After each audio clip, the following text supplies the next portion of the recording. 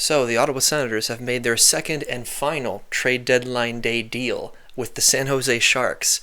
They've traded away prospect Zach Ostapchuk, as well as depth forward Noah Gregor and their 2025 second-round pick, for Fabian Zetterlund, Tristan Robbins, and a fourth-round pick. To keep things concise, Zach Ostapchuk was an offensive prospect with the Sens. He hasn't really done too much with his time in the NHL so far, but in the AHL has been a decent producer, and he is only 21 years old. He was a second-round pick not too long ago, and he's proven himself to be a very capable forechecker, though the potential for him is still very much up in the air. He could be a middle six prospect, or he could be a bottom sixer. Unfortunately, the time hasn't come for people to see how he is yet. As for Noah Gregor, obviously, offensive depth, fast skater. We haven't seen too much of him because of how the forward lines have ran out so far this year. So he's basically a moot point, though someone who can contribute on your fourth line.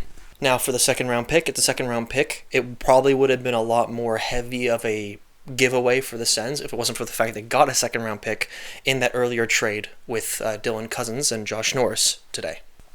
Now, the important thing in this trade, though, for the Sens is you get more forward depth, wing depth in Fabian Zetterlund, a man with 36 points so far this season, and surprisingly a +8, even though he's on the San Jose Sharks, who have a -72 goal differential for the whole team.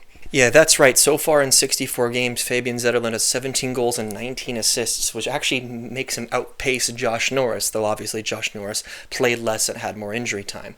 I think it just goes to show that Fabian Zetterlund, who is only 25 years old, same age as Josh Norris, is someone that still has a little bit of potential left to give, and someone who's proven to be a capable offensive player, though I know some of the downsides to his game from what I've heard is that he's not as good defensively as he is offensively, and he's not as much of a play driver, though the idea for Zetterlund is that he's playing alongside play drivers, where either alongside Stützle or alongside Batherson, and in this case Cousins, who recently joined the Sens roster. So overall, this trade is mostly just for wing depth for the Sens, but it seems pretty solid, especially with the production Zetterlund has done over the past couple of years. And not only that, even though Zetterlund is an expiring contract, he is an RFA, which means the Sens have control to extend him instead of letting him walk into free agency and losing, obviously, a prospect and a pick in doing so. If it wasn't for the fact that Zetterlund was an RFA, I don't think the second-round pick would have been involved in this sort of way. It might have been a lesser pick, but I think the Sens are pretty keen on this guy, and he might fit really well alongside this new, slightly different middle six the Sens are going to have with these two trades they made today. But that is all for this second and final trade for the Sens on trade deadline day 2025. Thanks for tuning in. Make sure to like, comment, subscribe, and boost us whatever way you can on whatever social media platform you're on. And we'll see how the Sens face off against the Rangers with these new players in their roster.